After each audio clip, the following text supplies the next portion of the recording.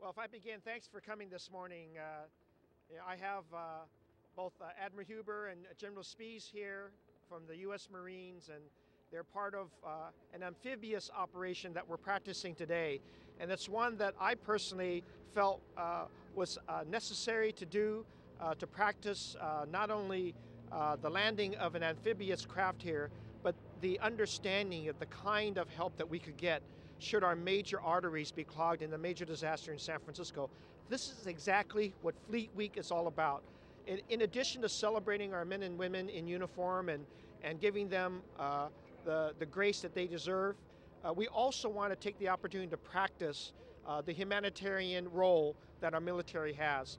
And so working with our Department of Emergency Management, our fire department, our police department, all the different agencies collaborating with our fleet in this week. This is an incredible example of the kind of activities that may have to happen, and the more we practice it, the more we'll be ready for it. And I am so appreciative of our Marines and our Navy and our Coast Guard working together with us and to make this amphibious landing a successful example of what has to and might have to happen. Just across the road, we have a medical center that's set up to show people the example of what an emergency operation could look like.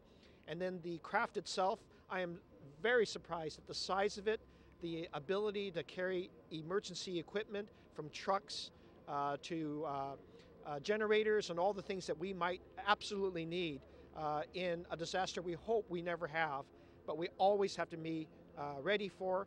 And I'm very glad that we're practicing this exercise and creating relationships that we should have and continuing that communications. General, if you may. Absolutely. Right. Well, Mr. Mayor, thank you for the opportunity to return to San Francisco. Oh, absolutely. Thank you. Well, we certainly appreciate the opportunity to return to San Francisco for Fleet Week again. We've been working towards this for several years now. Fleet Week has been about not just celebrating the Navy and the Marine Corps, but also working with city officials, the Department of Emergency Management, and expanding year to year on the exercises and our ability to understand how the city works and how we would need to plug in the event of an emergency.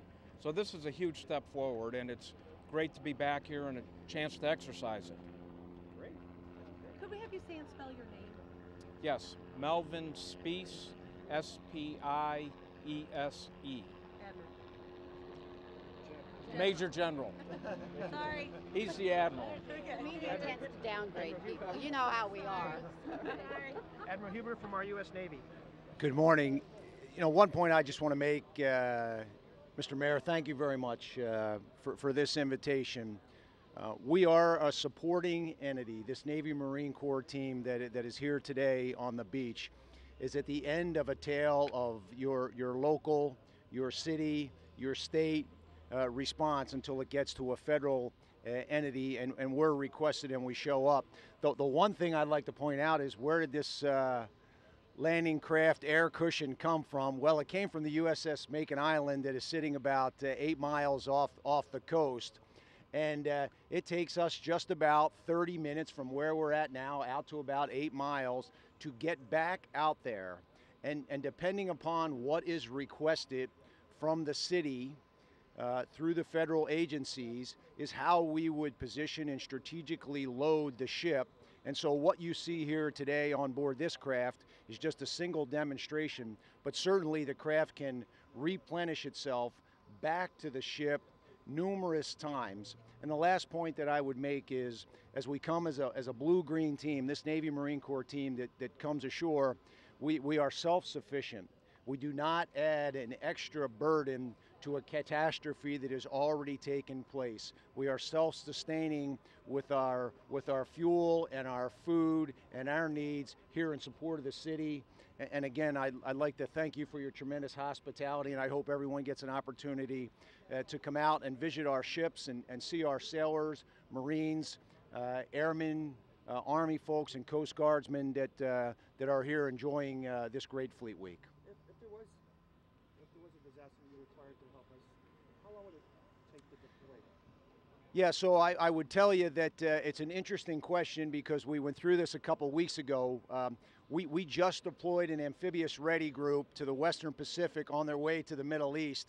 I don't think they are not the 3 ships that you would want here for emergency response. So again, upon a receipt of a request and tasking, we can point ships and some capability in this direction rather quickly. Depending upon what is needed and what is requested may take another day or 2. So you're talking somewhere from where we're at in Southern California to here from 3 days on out.